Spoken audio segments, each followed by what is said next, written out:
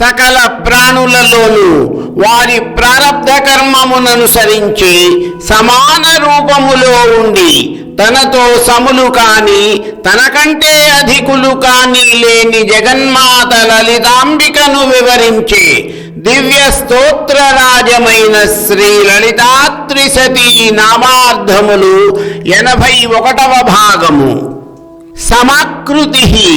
సమాకృతి అన్న నామమునకు అర్థము సమమైన ఆకృతి కలిగినది.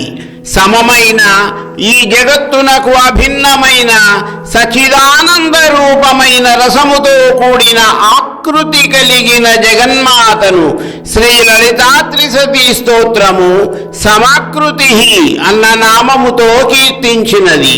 యథాశాస్త్ర ప్రమాణం అనగా సాముద్రిక శాస్త్రము అవయవముల యొక్క తీరు ఏ విధముగా ఉండాలని వచించినదో ఆ విధమైన శారీరక తీరు కలిగిన శాస్త్ర ప్రమాణము కలిగినది పరమేశ్వరి.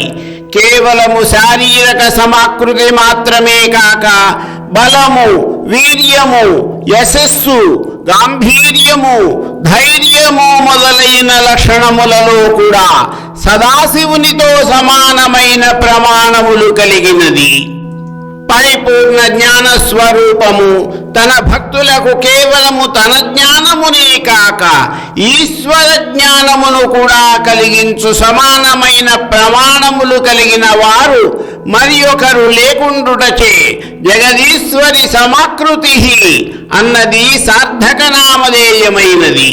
అంతేకాక చతుర్విధ భూత సమూహములైన అండజములు అనగా గ్రుడ్డు నుంచి జనించిన పక్షులు మొదలైన జంతువులు, శ్వేతజములు అనగా చెమట నుండి జనించిన యూకములనే కీటకములు మొదలైన ప్రాణులు, జరాయుజములు అనగా మావి వలన పుట్టిన మనుష్యులు మొదలైన ప్రాణులు, ఉద్భిజములు అనగా భూమిని పెకలించుకుని పుట్టిన వృక్షములు మొదలైన ప్రాణులు అన్నిటిలో కూడా వారి వారి ప్రారబ్ధ కర్మముననుసరించి సమాన రూపములో ఉండునది.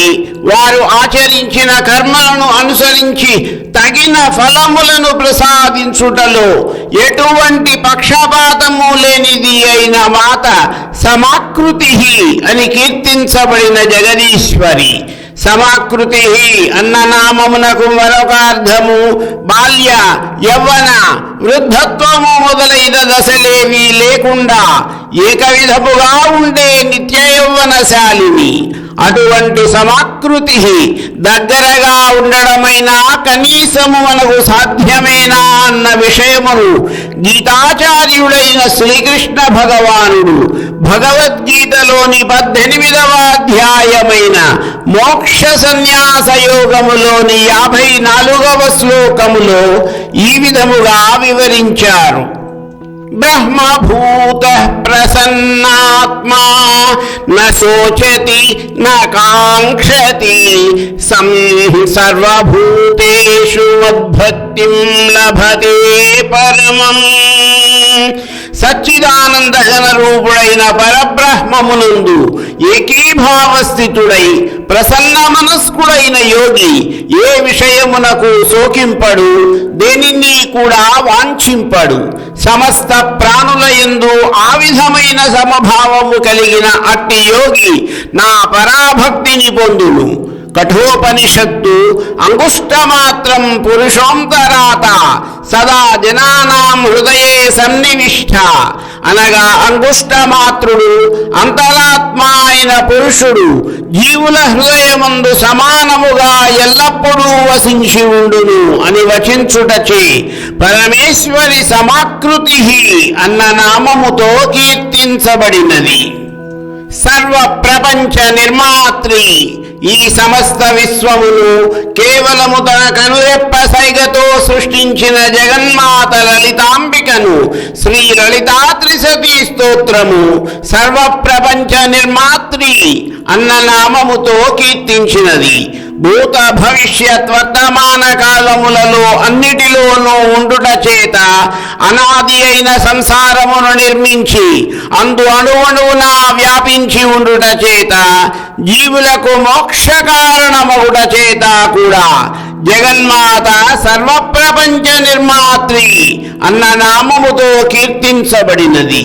శ్వేతాశ్వతర ఉపనిషత్తు ఏకం బీజం బహుధాయ కరోతి అనగా ఒకే బీజమైన ప్రపంచమును అనేకముగా విస్తరించింది పరమేశ్వరి అని వివరించింది. నిర్మాణము అనగా అభివ్యక్తము చేయుట. ఈ సమస్త విశ్వమును అభివ్యక్తము చేసిన నిమిత్త మాత్రమైన ఆదిపరాశక్తి సర్వప్రపంచ నిర్మాత్రి. కేవలము అభివ్యక్తము చేయడమే కాక మోక్ష పర్యంతము ఉండునట్టి అనాది రూపమైన ఈ సంసారమును అనగా విశ్వమును విస్తరింపచేయునది తన స్వస్వరూప నాశనము లేకయే నానారూపములతో వివర్త రూపమై కనిపించుచున్నది అయిన జగన్మాత లలితా మహాత్రిపుర సుందరి తన భక్తులచే సర్వప్రపంచ నిర్మాత్రి అన్న నామముచే కీర్తించబడుటలో అతిశయోక్తి ఏమున్నది?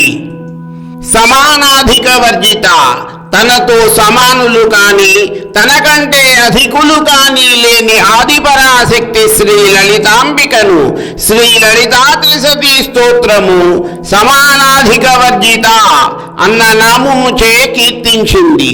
శ్వేతాశ్వతర ఉపనిషత్తు పరబ్రహ్మ రూపములు నతస్య ప్రతిమాస్తి అనగా వానికి ఉపమానముగా ఉండునది లేదు అని విశ్వాధికో రుద్రో మహర్షి అనగా ఇతడు విశ్వాధికుడైన రుద్రుడు అధికుడు సర్వజ్ఞుడు అని సర్వాధిపత్యం కురుతే మహాత్మా అనగా ఇతడు సర్వాధిపత్యము గలవాడు అని ఛాందోగ్యోపనిషత్తు ఏకమేవాద్వితీయం బ్రహ్మ అనగా మొదట ఏకము తరువాత అద్వితీయమగుచున్నది అని వివరించుటచే పరమేశ్వరి లలితాంబిక సమానాధిక వర్జిత.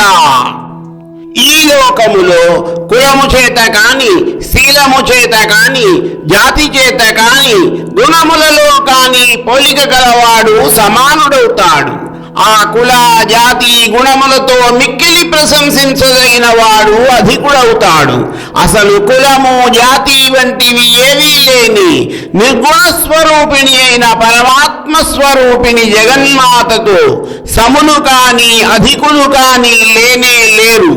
అనంతమై స్వజాతీయ విజాతీయ స్వగత భేద శూన్యమై ఏకము అద్వితీయము ఆత్మస్వరూపిణి అయిన జగదంబ సర్వ ప్రపంచాధిపత్యమును వహించుతున్నది అన్న శృతి స్మృతి వాక్యములే ఆ తల్లి సమానాధిక వర్జిత అనుటకు ప్రమాణికములు.